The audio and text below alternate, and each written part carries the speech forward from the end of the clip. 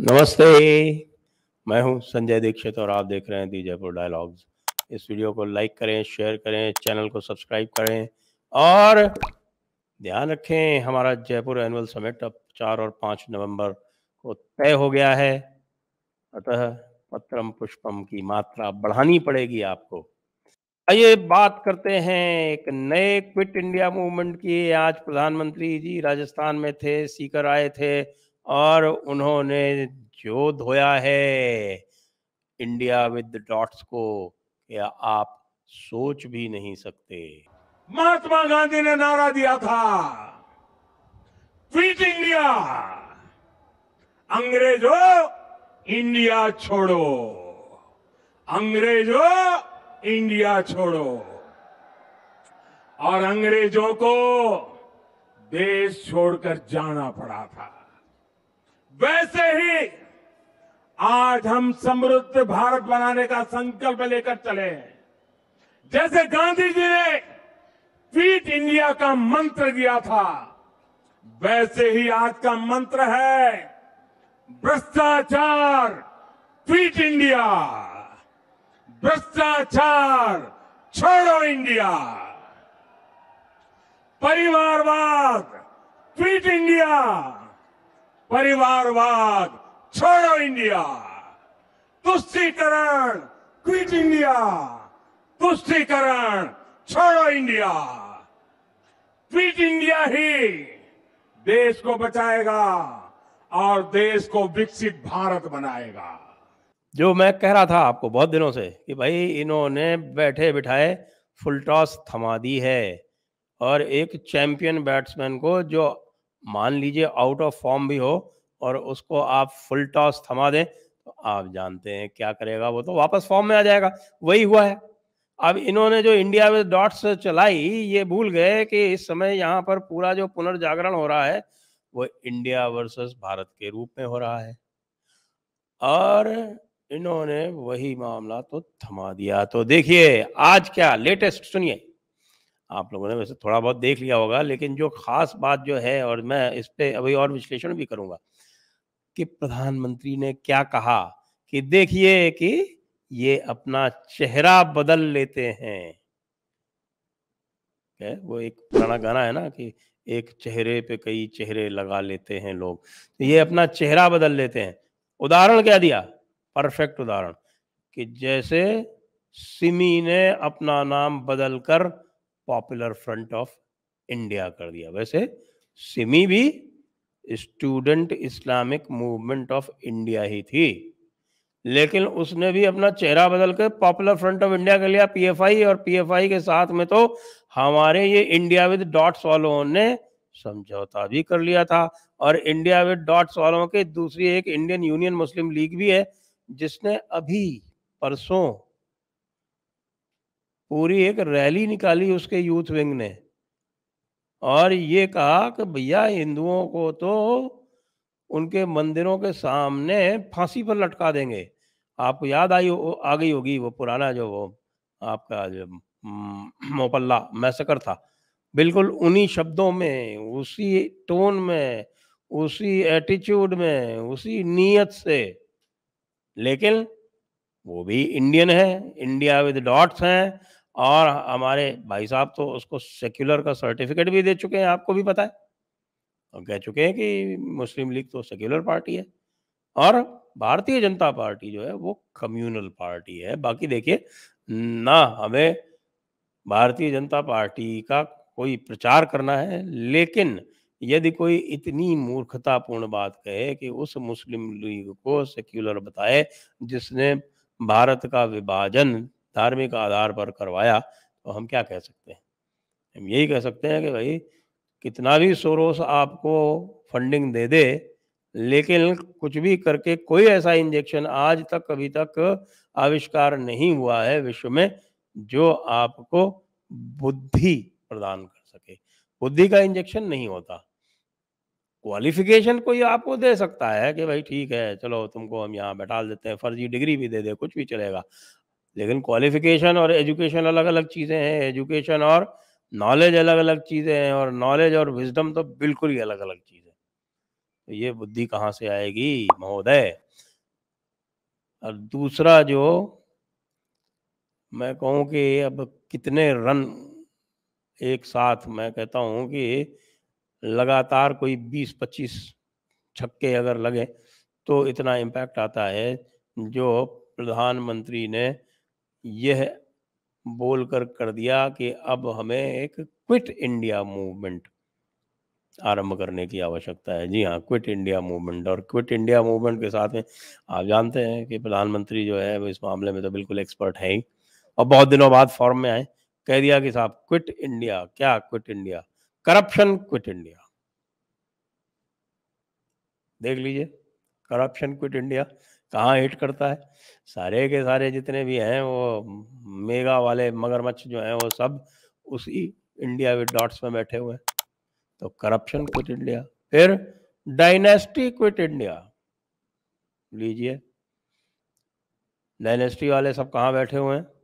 वहीं बैठे हुए हैं। सबसे बड़ी डायनेस्टी तो आपको पता ही है, रोमन डायनेस्टी है हमारी, द क्लब ऑफ रोम। परसों ही हमने बात की थी क्लब ऑफ रोम की, आप समझ लीजिए। तो क्लब ऑफ रोम,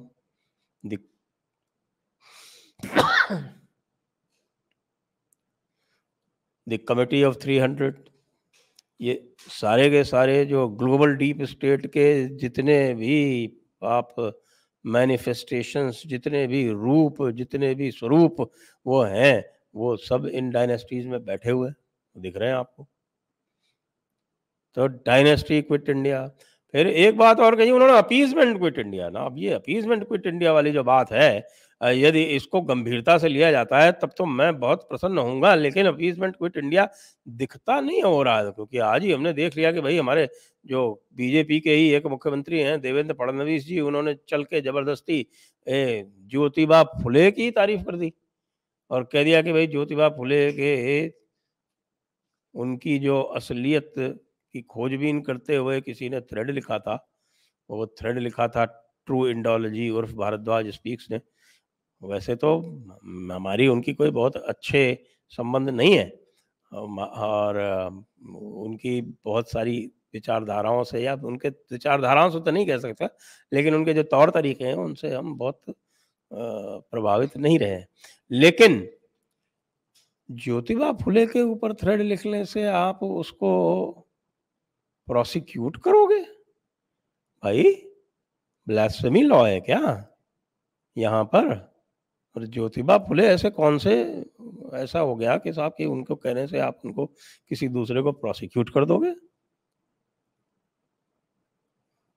उनके ऊपर जो मिशनरी इन्फ्लुएंस था वो तो वेल डॉक्यूमेंटेड है, लेकिन क्योंकि उन्होंने कहा है कि अपीजमेंट से मुक्ति और तुष्टीकरण क्विट इंडिया, और हम ये मानते हैं कि जो तुष्टीकरण क्विट इंडिया है वो तुष्टीकरण न केवल हमारे जो भाई लोग हैं वहां से निकलेगा, लेकिन जो तुष्टीकरण जो भारतीय जनता पार्टी के कुछ जो एलिमेंट्स है वो करते रहे, उनको भी यदि प्रधानमंत्री हटा दें तो ये जो तुष्टीकरण क्विट इंडिया वाला जो फॉर्मूला है बहुत जबरदस्त सफल हो जाएगा। एक वर्ग है इस समय उनके वोटर्स का जो भारतीय जनता पार्टी की रीति नीति से काफी असंतुष्ट है। अब ये अलग बात है कि जो सामने वाले हैं वो उनके पास ऐसा कोई कार्यक्रम नहीं है जो इस असंतुष्ट वर्ग को अपने पास ले आ पाए। क्यों? क्योंकि उनको नहीं ला सकते। वो जो है वो जैसा हमारे लेफ्टिस्ट जिनको कहते हैं, वो कहते हैं कि वो हिंदुत्व वाले लोग हैं, और हिंदुत्व वाले लोगों को जो आशाएं प्रत्याशाएं उन्होंने बनाई थी उन पर बहुत अधिक उनको प्रतिक्रिया मिली नहीं है भारतीय जनता पार्टी से। वो क्रिया प्रतिक्रिया अभी भी आशाएं हैं कि भाई कुछ समय बाकी है, वोट तो चाहिए ही चाहिए। और वोट मान लीजिए ये 2-3% भी है तो भाई 2-3% बहुत होता है? करोड़ों में हो जाता है। तो भाई इसके लिए तो मैं स्वागत करता हूँ अपीजमेंट क्विट इंडिया वाले नारे का। लेकिन इसका उत्तर क्या देंगे हमारे इंडिया विद डॉट्स वाले? इंडिया विद डॉट्स वाले इसका उत्तर देना मुझे लगता है उनके लिए बहुत ही असंभव सा हो जाएगा। वैसे भी जो क्विट इंडिया मूवमेंट चलाया था गांधी जी ने, उसकी अगर कहानी लेके चलेंगे और उसमें कुछ कहेंगे कि साहब ये लाएंगे, मैं बता देता हूँ मैं क्या कहेंगे, ये कहेंगे साहब कि क्विट इंडिया मूवमेंट का आरएसएस ने सपोर्ट नहीं किया था। तो भाई आरएसएस तो उस समय पॉलिटिकल पार्टी थी ही नहीं, एक बात। दूसरी बात ये भी गलत है कि आरएसएस ने किया था, क्योंकि जो आपके हेडगेवार जी थे, उन्होंने तो अपने पर्सनल जो भी उनके व्यूज़ थे उसमें उनको सपोर्ट किया था, लेकिन उनके पास ऐसा कोई ऑर्गेनाइजेशन नहीं था उस समय जो जाके और गिरफ्तारियां देता। बाकी एक बात और भी बता दें कि क्विट इंडिया मूवमेंट के लिए तो बाद में गांधी जी ने भी माफ़ी मांग ली थी, तो अभी असली क्विट इंडिया मूवमेंट एक्चुअली होना बाकी है। तो यदि प्रधानमंत्री जी जो हैं इसको एक असली क्विट इंडिया मूवमेंट में परिवर्तित कर दें, तो मैं बिल्कुल निश्चित रूप से कह सकता हूं कि इसे असीमित समर्थन मिलेगा लोगों का। और जो कुछ ऐसे वोटर्स हैं जो इस समय भारतीय जनता पार्टी की रीति नीति से थोड़े बहुत असंतुष्ट हैं, वो भी इस अपीजमेंट क्विट इंडिया वाले आपके मामले में पूरी तरह से शामिल हो जाएंगे। तो क्विट इंडिया मूवमेंट नया वाला बिल्कुल चलना चाहिए। मैं तो जयपुर डायलॉग्स की ओर से इसका पूर्ण समर्थन करने के लिए इच्छुक हूँ। थोड़ा बहुत मैं स्पष्टीकरण अवश्य चाहता हूँ कि अपीजमेंट क्विट इंडिया होगा तो पूरी तरह होगा या नहीं होगा।